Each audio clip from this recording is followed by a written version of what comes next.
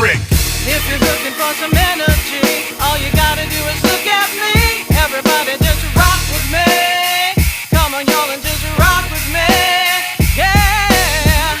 If you're feeling gonna testify, go ahead and throw your hands in the sky. Everybody just bounce with me. Dan, you dead? Pity. I had just ordered a drink from that man. Took a job looking for some men to join me. Is it difficult? Impossible.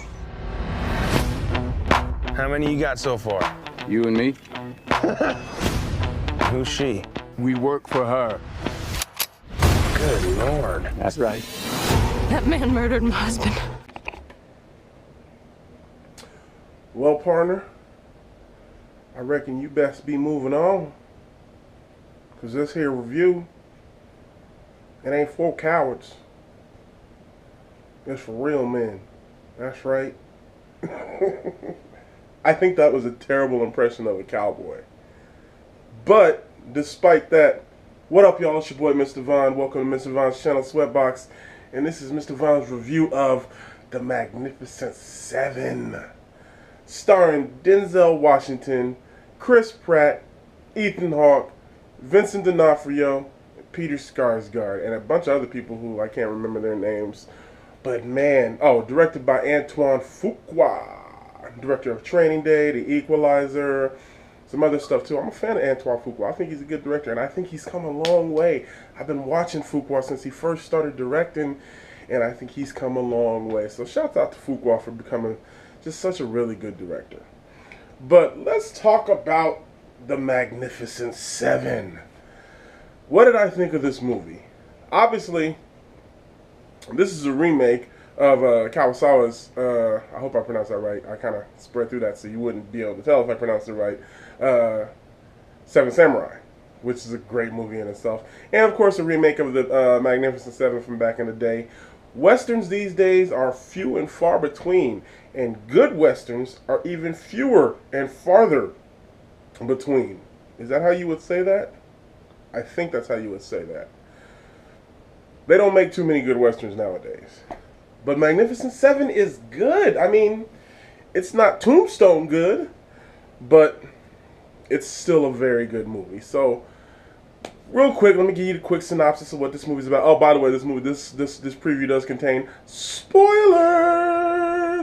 Just in case you didn't know that. I'm going to put that in the title when I put this up, but this is a spoiler film.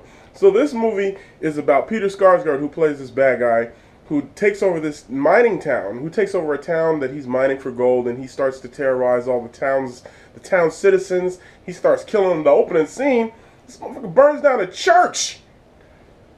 So you know, you're basically stating, if I'm burning down a church, I'm villain status. That's basically what you...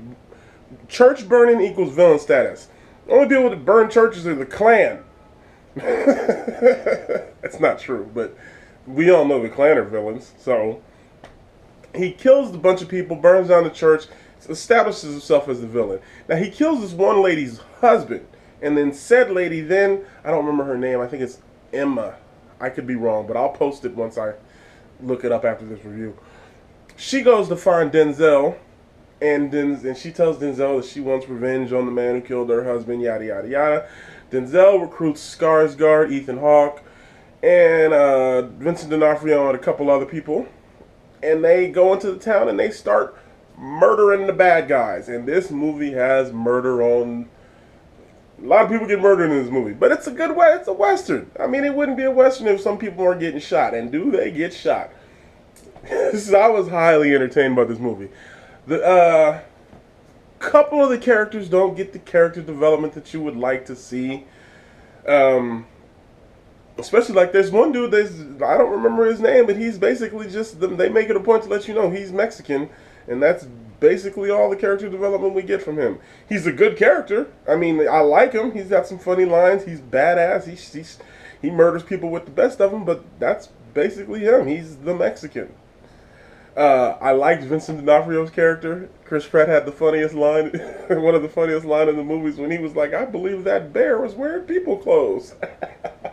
That had me die. Chris Pratt had all the funny lines in this movie. He had all the funny lines in this movie. He was the most charismatic character in the movie. I love Chris Pratt. Everything Chris Pratt does is just awesome. I've been such a huge fan of him since Parks and Rec, and then he's just on a roll. He's just killing everything he does. You know what I'm saying? Who would have thought?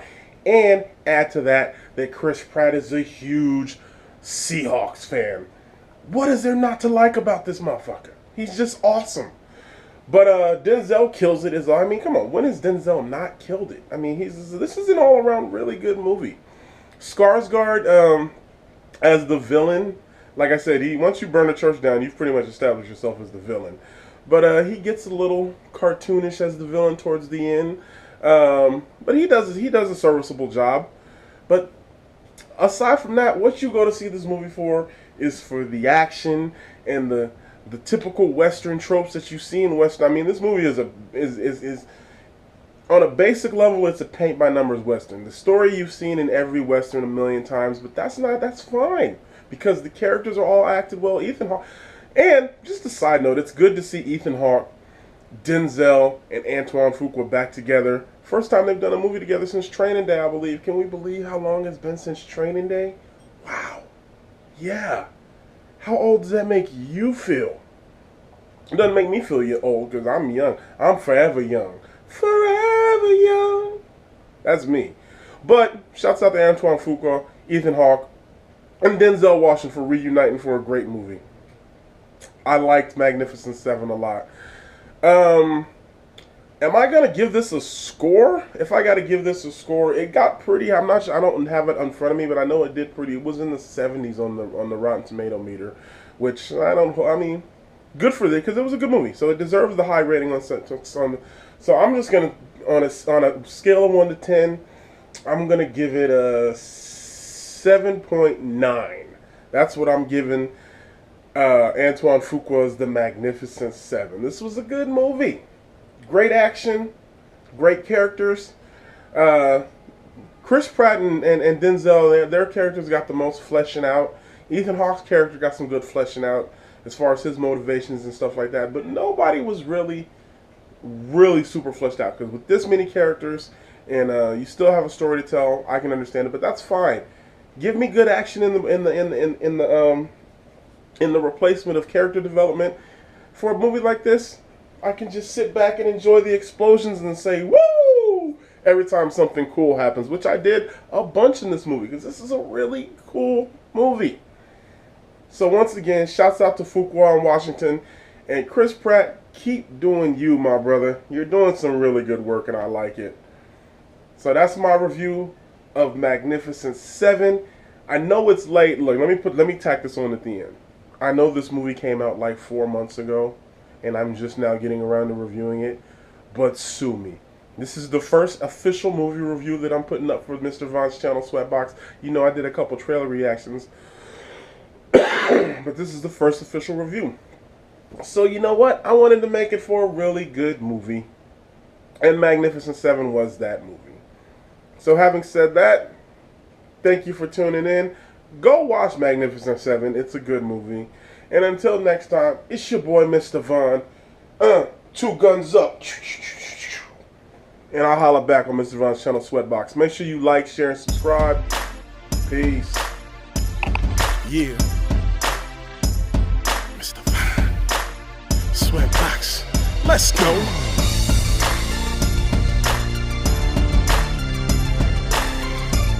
We celebrating on this one, baby.